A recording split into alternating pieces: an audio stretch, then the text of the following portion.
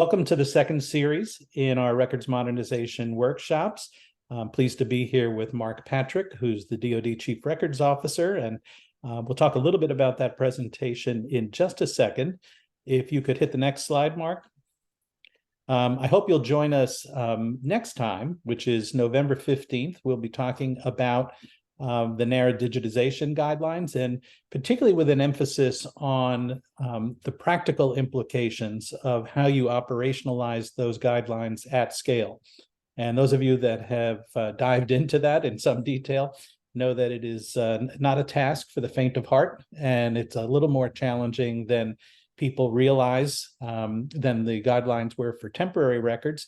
And so we'll start, and we'll have a couple of events in the series. The next two, actually, the November session and the December session, will focus on those digitization guidelines. And I hope that you will join us for that. I think you'll find it really interesting and very enlightening in terms of what the implications are for that.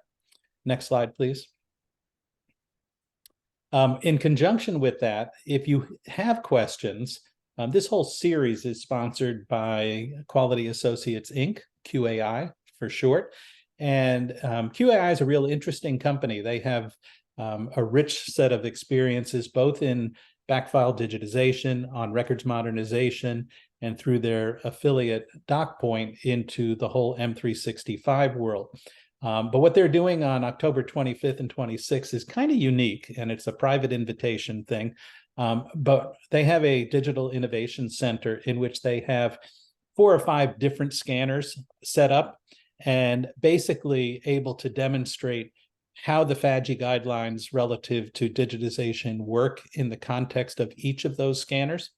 And so it's a kind of a safe zone, if you will, to basically come take a look at that, understand how golden thread works, understand how the whole process of digitization works. And Mark, I believe your screensaver has kicked in. There, we're back again. Sorry about that.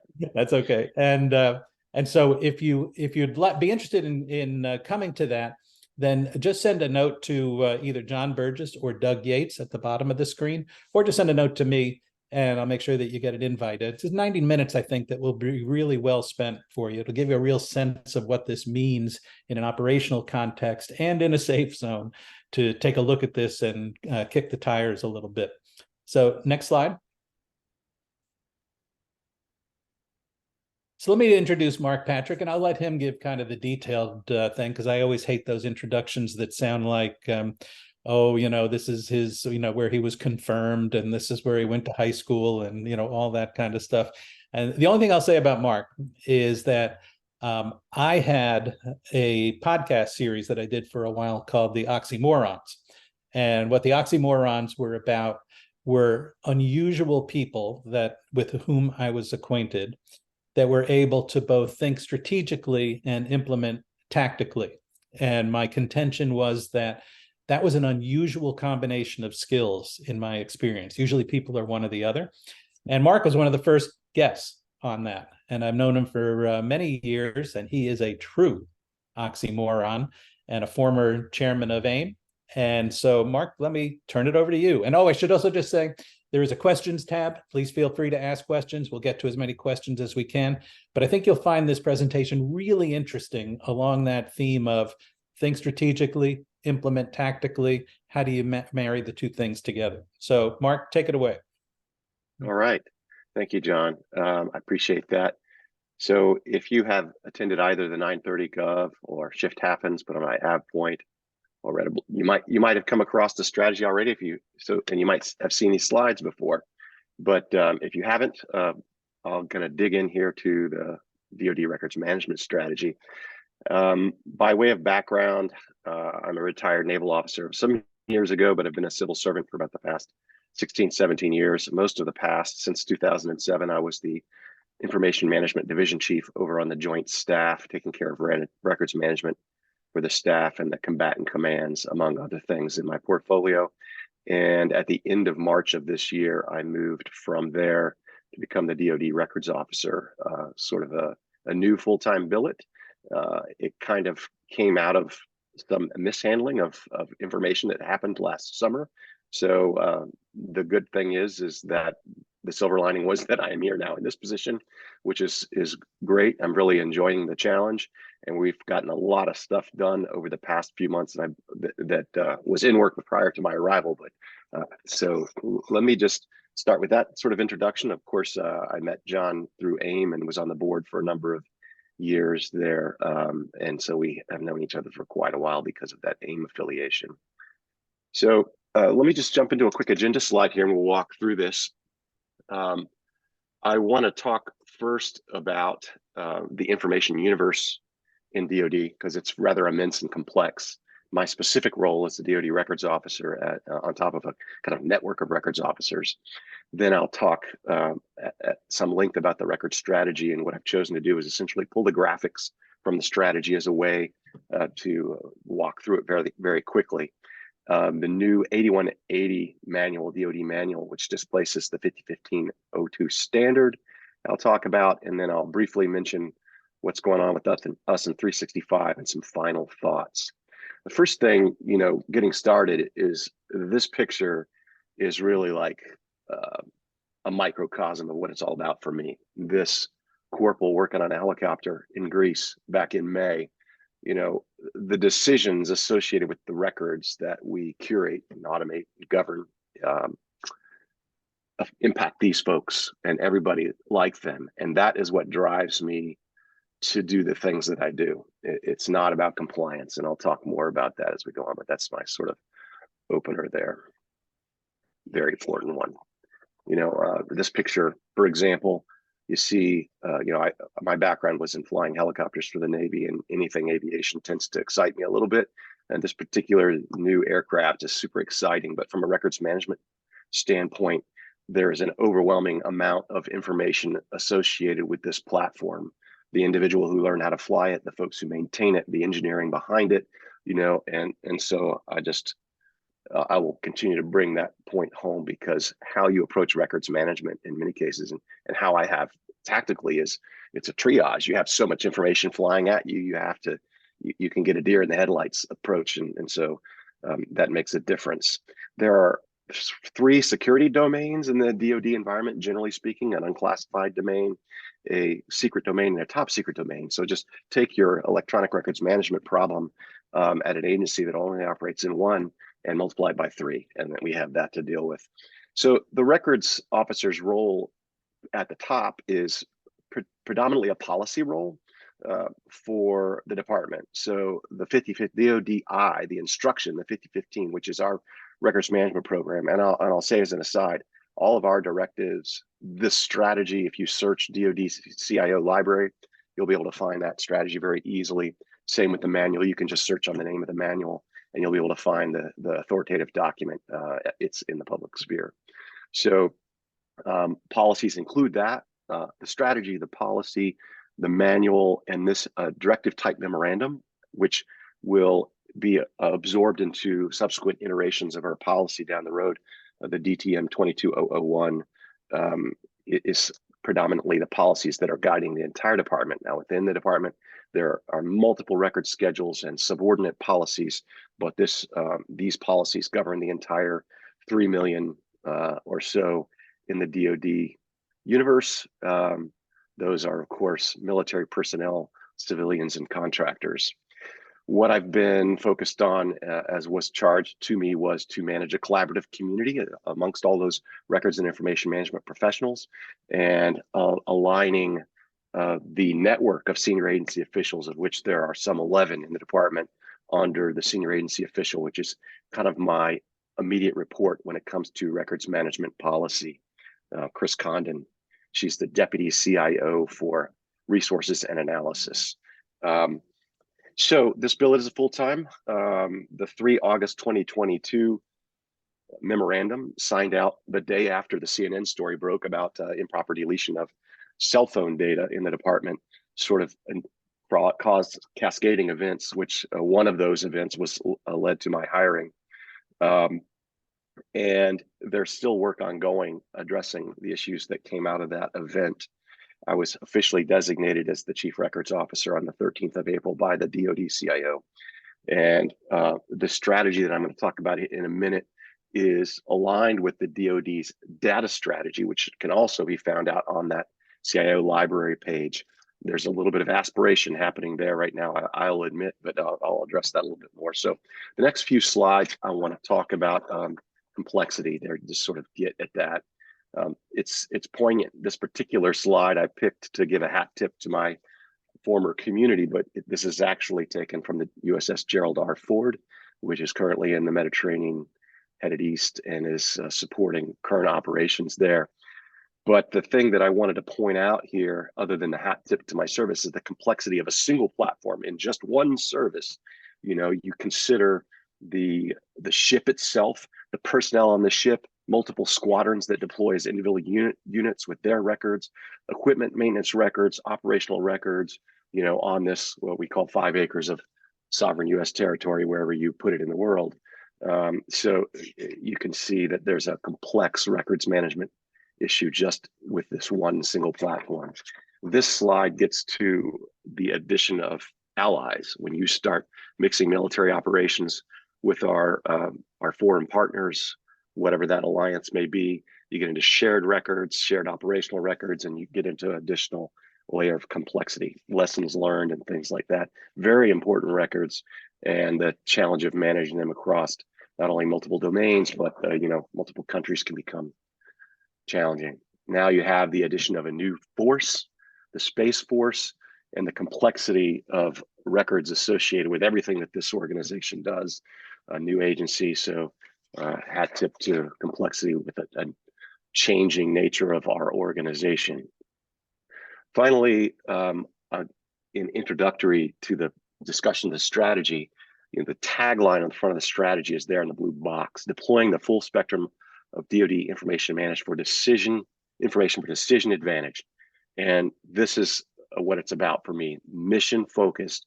This gentleman, you know, he's departed since, and we have a new chairman, but as I left, he was the president's primary military advisor to the Secretary of Defense, and the staff of which I was a part essentially had the institutional memory of the organization of the Joint Staff contained in the records for that organization. And I saw on a day-to-day basis over many years how important it was to be able to rapidly access that information, to provide deep, you know, analysis, historical consistency, and speed to recommend courses of action for this senior leader. And I think there's probably a you know, a parallel to any senior leader in any organization, where it's public sector or private sector, but this was my neck of the woods. One of the important things about that focus is that when you're talking about records management, information management requirements, you get compliance as a side effect if you're focused on the mission. But resources are so significant that the ability in your internal marketing to be able to tie that to mission, as opposed to something that may feel like an administrative thing. In the government and in the private sector, you're constantly dealing with issues of resource scarcity. And so leaders are they can't finance everything they want to do in the organization.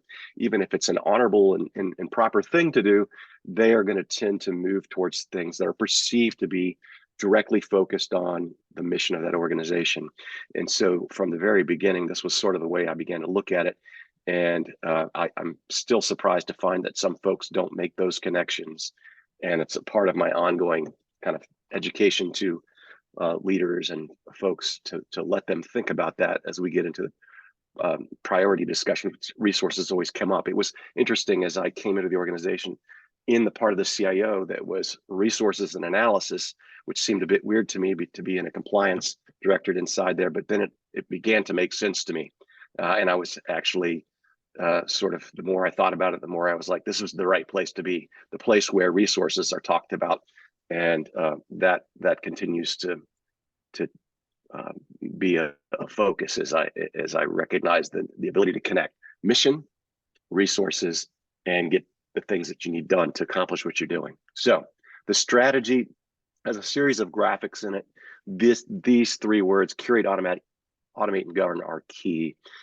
This is the first ever DoD record strategy signed out by the Deputy Secretary of Defense, who describes herself as the Chief Operating Officer for the Department of Defense, if that helps, connect dots. And she was also the one that signed that memo on the 3rd of August in 2022 that put a freeze on all the cell phones, the data associated with those cell phones. So this thing had been in work a long time prior to my arriving on the scene, although I had participated in early discussions with the folks who were building the strategy, and some of the things and the ideas that we spoke about in those interviews are in here. It makes it very easy to jump in and go, yes, I'm ready to execute this. This is my marching orders. So there is a 5-year notional journey. You can grab this essentially 22-page document. The 5-year plan is sort of in the back. It's notional. It's publicly released, and from the header letter, the Deputy Secretary of Defense wrote that it's going to require leadership to pull this off, and connected this to digital modernization, and so a very good header letter that's worth reading, that introductory letter if you're in a rush, just to see how she framed that, because I think that was excellent. So there's several key enablers and approaches that are presented in here, and as I mentioned before, it is by design integrated with the pre-existing data strategy. So I'm going to plunge into some of the graphics, and I'm not going to camp out on them very long, but I'll make a couple of key points. On this first graphic, one of the main ideas was that there is a significant mismatch historically between the lifespan of IT systems and the records within them. And we constantly run into problems where a system is reaching the end of its lifespan and there hasn't been proper planning made for the records within that system. So this graphic gets to that, and it's something that is worthy of considering as you move forward with a strategic approach. This I will camp out on this slide because it gets very much to the mission focus and decision advantage. And this slide very much comes from the discussion that the CIO team had with me in my office. The decision maker at the top, you can reflect on that chairman slide, and the staff that supports them. And they are generally sort of doing the decision maker's homework. They are synthesizing and filtering a number of information inputs. Some of them come from experience. Some come from the historical archive, that organization maintains. They may come from intelligence resources, data platforms, etc., as represented in the graphic, and ultimately courses of action that will come forward to the senior decision maker, analyzed to queue up as best military advice for a senior decision maker, come through this process. And as you look at how records play into that, it's a critical element. It's a critical element that gives the actions that we take historical consistency. You don't want to go away from a precedent in how we interact with an ally unless you've done that deliberately. Something has changed in our alliance, and therefore what we have done, we're going to do something differently. So this is key in understanding the relationship of how records are used in your organization, to talk about them with your decision makers and the folks who are in the acquisition and resource line. And so we put that right into the strategy, that understanding that is kind of key. This graphic gets to really the dynamic nature of record scheduling, and they're not stone tablets. These things are based upon an interplay between the records officers, which have that fiduciary responsibility on behalf of the agency head to interact with subject matter experts to ensure that the changing value of information over time is constantly being revisited. In the days of our ability to do amazing things with data platforms, information that may have been looked at one way, data-wise or value-wise, may actually change in value, and we need to adjust to accommodate the new technology and what it can bring to the table as far as rapid analysis and things like that might have been not possible prior to the advent of some of those data technologies. This graphic, this is really more, in my mind, a slide for lay people that don't work with records much, to be able to rapidly sort of say, look, stuff in your organization has a value over time, and records management, it goes to sort of establishing that. And you can talk to that. To me, one of the differences between a compliance focus and a mission focus, the National Archives and their inspection processes are really focused in many ways on those permanent records. And in many instances, the records that we are using that are kind of in work documents and things that NARA would say, well, those are temporary records. you're not going to, get into your business too much about that. That's up to you. Well, that's the mission, and ultimately from that subset come these permanent records. So I would say focus on the tactical use of those information on the day-to-day, and the permanent records, that set of records is going to come along nicely without over focusing on it. So this graphic gets to differences in a large organization like DoD might have in interpreting a general record schedule, which causes problems when you start to go into a common enterprise platform.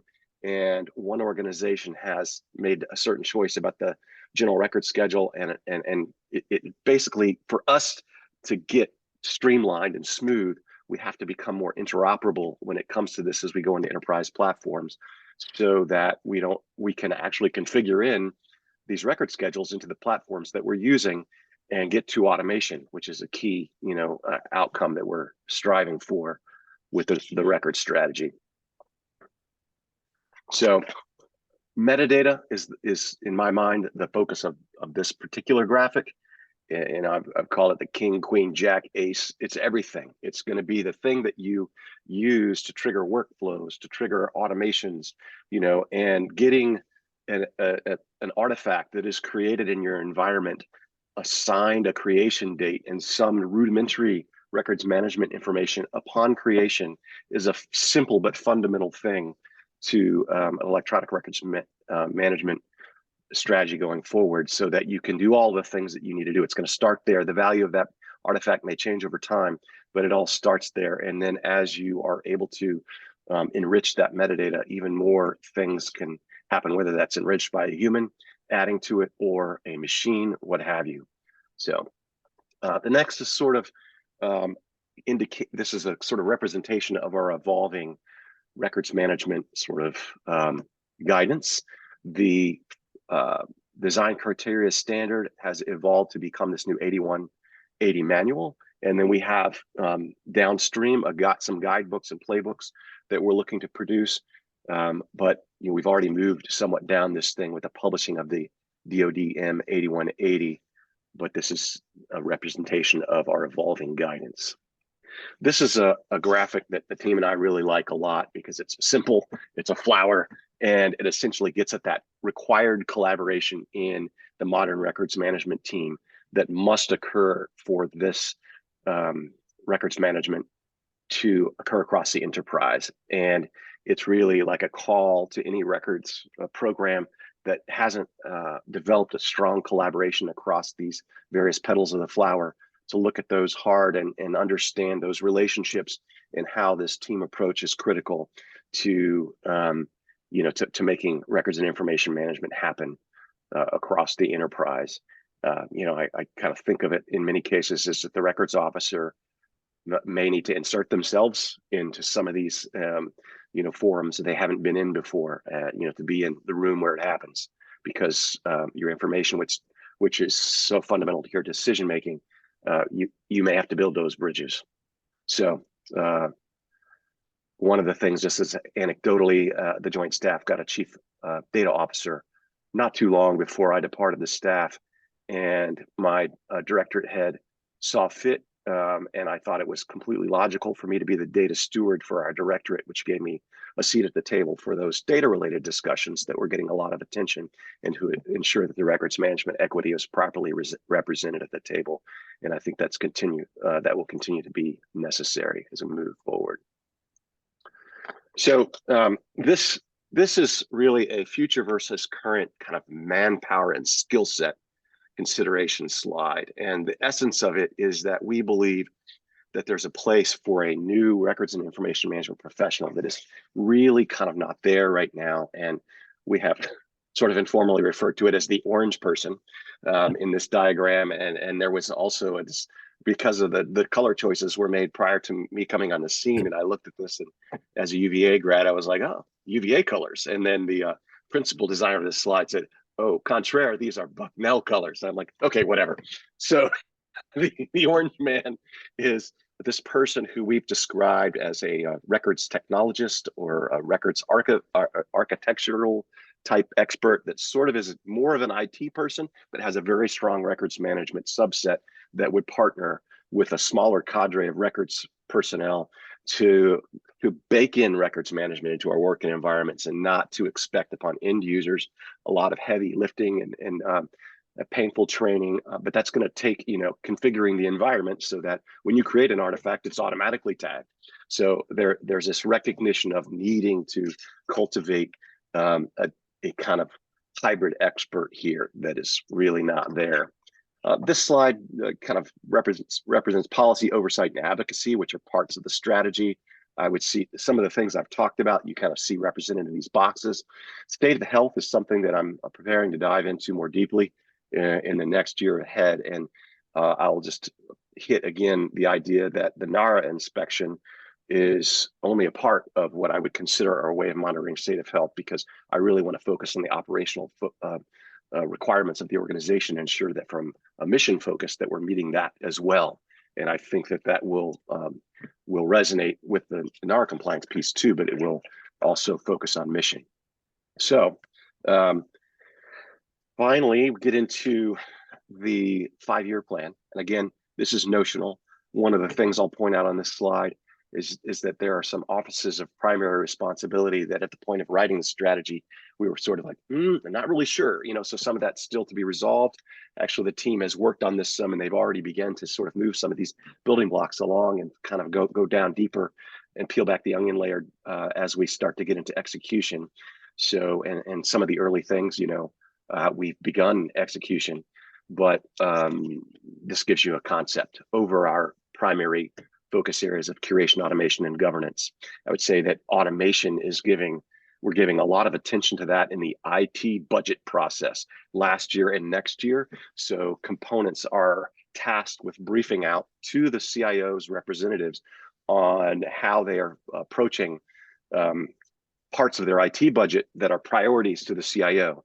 And we managed to get records management automation as one of those briefing priorities. And it's been interesting to sit as a representative on the panel with the CIO for resources and analysis and have a component attempt to brief this. And then she turns to me and says, Mark, do you have any comments? So that was within weeks of me reporting aboard. I found myself being able to comment on that, and we're going to be able to provide input at a budgetary level for how that's happening. That's pretty remarkable and exciting, actually, but it's going to require some follow through as these organizations get their head around what records management automation even is and how to go about, baking that into their enterprise. Okay, so I'm going to make a shift here, and I'm probably going to pick up speed and not dive too deeply on this fairly complex manual. So it is available, the DoD 8180.01. It's 88 pages of goodness. Its purpose, as stated here, is coupled with some other policy documents, is really to get to some of the IT of how this is going to happen. Signed out only the 4th of August, replacing the DoD 5015 standard. The 8000 series is just really a way that DoD categorizes their directives and policies, and 8000 is about IT, as opposed to 5000, which is administrative. So this actually hat tips to the fact that this is an IT thing. This is not an administrative thing. And it really brings along with it many of the values of the old standard, but the focus has changed significantly. So let me just real quickly just give you a thumbnail sketch. 14 sections is outlined here. This is basically the table of contents. You can get a look at that. And then another view of these same things is building blocks. Okay, this really takes that table of contents and gives you a different visual for considering it, and saying that this focus of electronic records management is kind of a building block thing. There's some outcomes and checklists and some very practical things to use here. And this comes on top of a very old, a standard that's been around for a long time. It supported the community from an IT standpoint. It led to the creation of a records management application registry, a testing, all these sorts of things. So this doesn't throw that completely out, but it is evolving. So the thing is that the landscape has changed since this standard originally came forward. This is focusing on IT solutions and not like certifying them, but ensuring that they are deployed in a way that the past approach was not really working. Here's a piece of certified software, but that in no way guaranteed that it would be deployed across the enterprise in a method that would actually get the records managed, appropriately. The movement towards cloud solutions is another major landscape change. The recognition that we need to take more holistic approaches that may do a combination of govern in place, using connected systems and things like that. And so using an approach when you're looking at your entire kind of environment, and this manual will help you get on top of it more holistically. There's a more integrated approach to guidance here, and it is focusing on IT acquisition as well as the systems themselves and how they're deployed. So just a summary of the things in the landscape that have changed that has caused this sort of pretty big shift from the 5015 to this technical manual. So just to kind of wrap on policies, we have our DoDI, the instruction 5015. This manual, which is procedural, and it's more technical. The 50, so then you have the strategy on top of it all that we're aligning. The 5015 is now in review, and we expect, I referred earlier to a technical directive type memorandum, which is a more temporary policy document. We are probably going to take the 5015 and break it into a DoDI 5015 and a DoDI 8180. So we're actually going to have a policy on top of a procedure, so that 8180 manual is going to have policy on top of it that is technical in nature. So that's in work right now as the team collaborates across the department to sort of flesh that out. And so we're into a review of that. Let's see. I'm going to leave that up there for a second so that it gets into the recording and you can pause and look at it, but I'm not going to camp out on this slide. Key considerations, again, are this focus on IT and acquisition communities with our policy documents. This manual is aligned with NARA's Federal Electronic Records Modernization Initiative, FERMI. And although we see that as more vendor focused than, internally focused on the folks that are doing the stuff, but it's aligned with that. And it's also consistent with ISO and ITIL type guidance. So more tech agnostic, and and finally, there's some checklists and things in there that weren't there before to help somebody in that flower of folks in an organization do a holistic approach to records management over time. So let's see, a few more minutes here. Where we're headed with 365. So I mentioned before that we have 3 different domains, but within those domains, at the classified domain, when it comes to 365, we have 14 tenants. That means 14 contractual relationships with Microsoft. My organization is one of 88 in one of those tenants that is called the joint tenant or the J tenant. And it's clear that Microsoft never intended to have 88 organizations and multiple disposition schedules in a single tenant. So we are working through that, multiple disposition schedules and all kinds of complexities associated with those tenants. Also, the secret environment, the next security environment, where we'll be rolling out 365, is supposed to be a single tenant, which I expect is going to be very challenging, as within those 14 tenants, different configuration choices have been made. This is driving me to consider making policy requirements that are around configurations, which I never would have done in the past. I would have focused on an outcome, a records outcome, but to get to consistency so we can automate across everybody piling into a single enterprise, we may have to do some things that we haven't done before in a policy environment, still working through that. So we have a Tiger team that is evolving to become a task force and be up under a larger management body that's going to get more attention and more holistic attention. So there's a lot happening here as we continue to curate the environment, figure out how we're going to use our licensing structure and the 365 tools that are out there to do records management in that environment, which is not the whole set of systems in some environment in DoD, but just that's where we're going with 365. So challenges. So final thoughts. I said mission focus, compliance will come along for the ride. there is a critical evolution required for the records and information management team that records management folks and those who support them need to be focused on to ensure that they can manage records in this environment ahead. And I point out with that flower that there's oftentimes like a vocabulary problem, which I call the digital Tower of Babel, where data people will talk about a problem and it'll be the same problem, but they'll use different vocabulary than a records person or even an IT person. And you just have to be aware of that and make sure that the thought bubbles are matched. Words that the Microsoft folks will use, a records person will be like, "What are you talking about?" And my team has even sort of got a glossary where when Microsoft says this, records folks need to hear this, you know.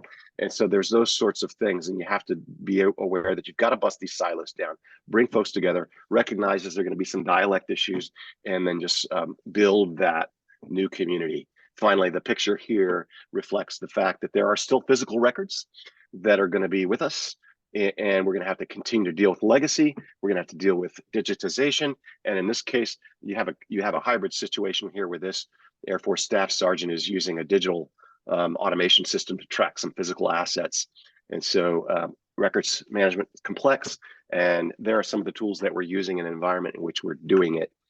And I think that wraps me up right at 30 minutes, John, giving us some Q&A time.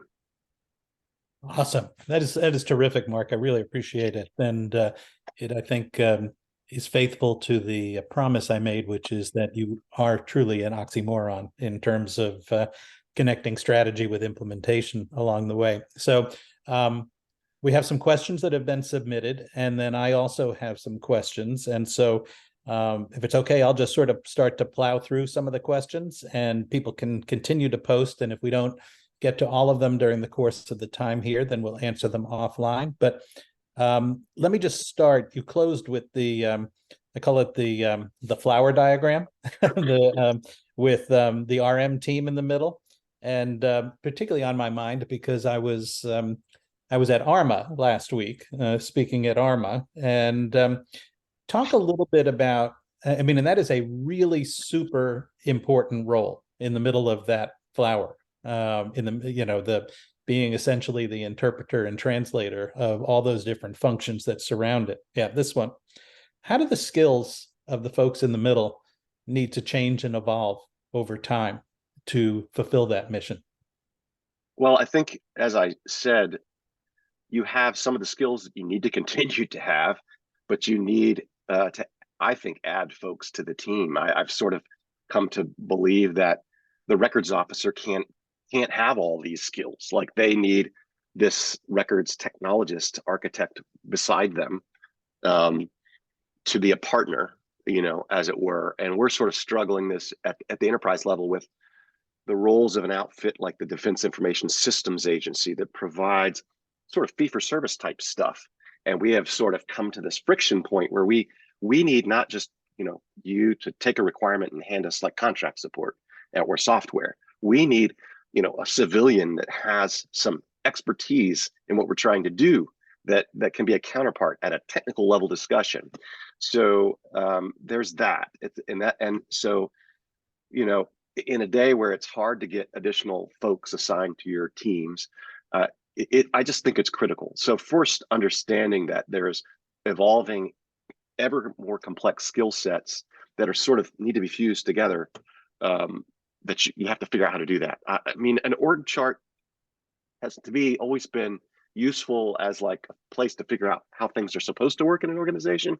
But I've always found that there are power centers and knowledge centers that actually make things get done. So where these actual roles are in the organizational chart is less critical to me than the fact that the collaboration is occurring between these entities in the organization as they evolve. So I don't know if that answers the question exactly. I'm sort of expounding on what I already said, but you know, you can see there that a records team needs to understand these relationships and they need to bring them to life. Talk a little bit about the evolution. It really was, I think, a very important point, and actually parallels, I think, in many ways, some of the challenges that the NARA digitization initiative with regards to permanent records has right now. The difference between certified software and effective deployment. because I think that's at the heart of whether the new NARA guidelines will be successful, because there's a temptation to think that this is a certification exercise, that, Yeah, slap a badge on a scanner and then right. voila, you've got a miracle. Talk a little bit about that difference and how that So translates into the guidance that you put together. so there is a hunger by vendors to have that badge. And I will say at 930 Gov, there was a particular vendor who, aware of the new manual, essentially put at their booth, "We are 8180 compliant." And one of my experts who came from the Joint Technical Intelligence Center that tests software as a civilian, she retired from there. And luckily, she is now a contract supporter of mine, went to their booth and said, "That doesn't exist." you know, so we recognize that as the strategies come out, but the only way to know for sure if you're compliant is to take that manual, those checklists, and to look at what an organization is doing. And so, which is not completely, it's more objective than subjective if you are using the manual correctly. But so yeah, it's a change in that regard. And I think it's really more, it's a change for vendors, but for end users that are trying to do this, it's definitely a big change. And hopefully it gives records teams the some support in interacting within their organizations to say, you can't just hand me a software with a badge on it and say you're done. No, we have to have a working relationship here. So that's a huge thing, and it's what was kind of a gap that existed before. Yeah, really, really interesting. You talked about that this got kicked off in August of 2022 with a deletion of some information. One of the things downstream, given the volume of information that organizations have to manage, is automating the whole disposition Mm-hmm. concept. How do you see that evolving over time, such that people have confidence that they can trust automatic deletion rather than having a person at the end of everything? Well, it's definitely a journey, but based upon volume, I would say even at smaller organizations, and I see the question there. I'll get to in a minute. But you can't do it with a human. There's just too much stuff. So I guess you have to do some show and tell. You have to do some pilot and scale, and ultimately, if you have, I mean, there's another trap. Like you fall into, okay, you have the E5 license now, and we have given you the deluxe um, purview license. Like it's not done out of the box. Yeah. You have to configure it.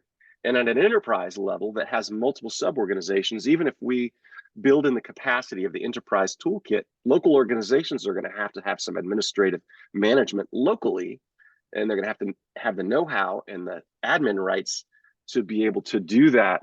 And so, yeah, the big point there is this is not out of the box, and there is going to be work for the records and information management team, along with their IT and data folks, to ensure that they are creating a holistic environment. And the environment in our organization, you have multiple platforms and systems, and every local organization, whether you're the Defense Contract Management Agency or the Defense Finance and Accounting, service, commissary agency, all these different elements, they may have different workflow tools, and all. It becomes very complex. So you're going to have to do some local configuration, and you're going to have the ability to do that. If you have a provider that's giving you enterprise service, they're going to need to either do it for you, or you're going to have to be able to do it locally. I'll transition into the question there from Yeah. Sarah. So clearly, this slide up on the screen is scalable, right? So if you're in a smaller organization, this flower still applies. The approach to a simpler organization, you can use that manual as a reference there as well. I mean, ultimately, when I talk to folks about this and they seem to start talking themselves into the ground on the complexity of records management, I say, look, if I'm a records officer that's inspecting a program, I'm going to come in and say, can you draw on the whiteboard a picture of your information environment for me? Just draw it. What are the systems? Show me the systems, where they are. Physical records too. Draw it up there. I mean, you should be able to do that, right? Okay. Next question is, can you tell me of this, which percentage is lifecycle managed? All the stuff that you just drawn, what percentage is lifecycle managed? Okay, of that, what is automated? Lifecycle management is automated. Okay, there's your report card. Now, when I come back, I want to see those percentages go up. My ideal is, 100% lifecycle managed across all your information environment, 100% discoverable, and preferably optimization of automation to the, if you could get to 100%, then great. But if you can't, then as close as you can possibly get, given your local requirements, circumstances, operations, etc. That's it. That's what we're trying to do here. And so, at a smaller scale, it's the same thing. So in a less complex organization, you're still focusing. There's a process focus. What are your key processes in a small organization, and what are the inputs and outputs of that? Because you're going to get at your key records. How is your disposition schedule? Is it in good shape? Does it need to be updated? Do you have this collaboration on the slide? And then you can look at that holistic outcome that I described, and that's the same end state we're trying to do at a more complex organization. So, not to put you on the hook for DoD, but what's your sense of those percentages in a typical organization? I'd be making it up, but that's okay. That's okay. We always make up data. So. my instincts are that they're a lot. The life cycle managed and automation are a lot lower than I would like them to be. And one of the mistakes that I have seen early on is that even with a platform like 365, if you are trying to do things on the cheap, that you may essentially end up essentially digitizing a manual process, which is not to be confused with automation. So there's an easy talking point. If somebody is making you do as many things with a mouse as you had to do with a document or a shared drive, then you have not moved the ball very far down the field. So now you may be taking steps towards something that you can automate, which is not all bad, but you need to be able to be on a path towards automation. And if you make decisions to digitally manage some things that still require just as many clicks and just as much end user activity, then you are not really fitting with the spirit of where this strategy is headed. So super answer. There's also a question here about whether the slides in the recording will be made available, and yes, they will. And the follow-up will also include a link to the documents that you talked about during the course of the presentation. We have about 10 minutes, maybe not 10, maybe 5 minutes left. And I wanted to just ask you one question before I'll give you a warning. I'm going to ask you to leave people with a final thought. So when we get to the end, you might want to tee that up. But my question is, particularly with regards to the last section of your presentation, and view this from DoD or from just Mark Patrick, has your perspective on the role of Microsoft with regards to records management changed as the product has evolved from SharePoint on-prem to M365 online? Well, I mean, I think there's a lot of opportunity. If you understand how Microsoft has developed, then you can kind of understand their perspective. But a lot of times, our perspective is a very large organization, and our goals and Microsoft goals are not 100% aligned. They are, after all, in the business of making profit.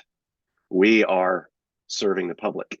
And so you have to be aware where that can cause you to potentially do things that may better serve. So you have to be an advocate and a steward for the resources of your organization when you're interacting with a vendor, and ensure that they are either not giving you something that is a substandard outcome because you're telling them this is all we can afford. And so they give you the car without seatbelts, which I feel is like an unethical approach, and saying, instead of saying, if you don't want the car without seatbelts, I'd rather not sell it to you. I have a personal ethical problem with that. It's the same thing with records management. If I'm going to give you a way to just have information multiply out of control and not give you the tools to manage that properly, there's a problem there. There's a problem.